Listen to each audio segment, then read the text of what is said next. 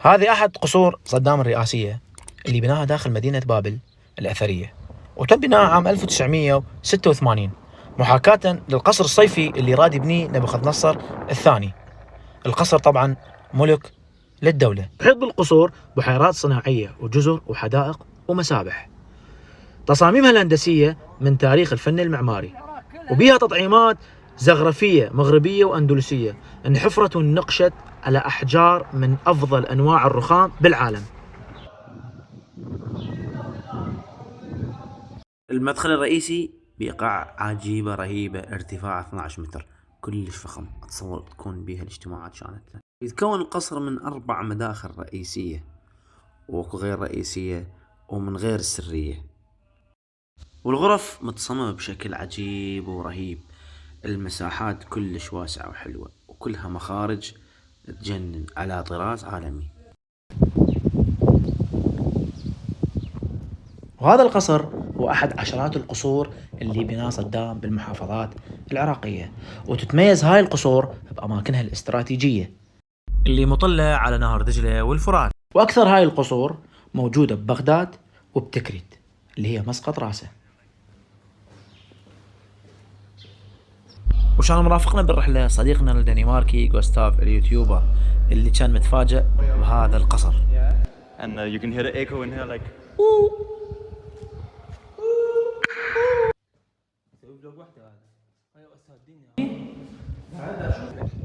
ولكن مع الأسف أكو في الظاهرة شفناها غير حضارية، هي الكتابة الحياطين. واللي يحزنني أكثر أنه المكتوب أحبك وحبيبتي وفلانة وعلانة والعشيرة والألقاب وتفاصيل هواية محزنة. ماكو احترام للأماكن التراثية اللي عندنا بالعراق، وخاصة حزنني أكثر هو الكتابة على الأماكن التاريخية مثل مدينة بابل اللي عمرها أكثر من 7000 سنة كاتبين بها ألقاب وذكريات.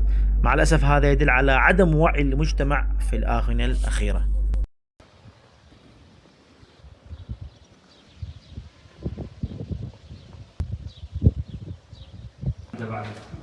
مكان ما ينوصف، كلش كبير، شقد ما نصور ما نلحق، وطبعا لين متروك ومكان اظلم، لذلك اكو معالم ما تبين المكان. نتمنى يكون التفات على هيك اماكن حتى نستخدمها للسياحه ونستفاد منها. يقال ايضا ان الرئيس السابق صدام حسين ما دخل على هذا القصر الا مره واحده فقط، رغم فخامه المكان، رغم انه الغرفه اللي كانت مخصصه له كانت فول VIP. هاي مدينة بابل.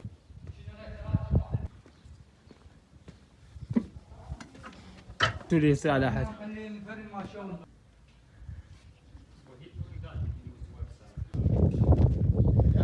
مثل ما شفتوا هذا المكان طبعا بمصاعد وايضا منظومه اطفاء، منظومه كامله، خاف يصير به حريق شيء ينطفي، واكو ايضا تبريد مركزي على شكل نقوش، والمنظر منه يجنن.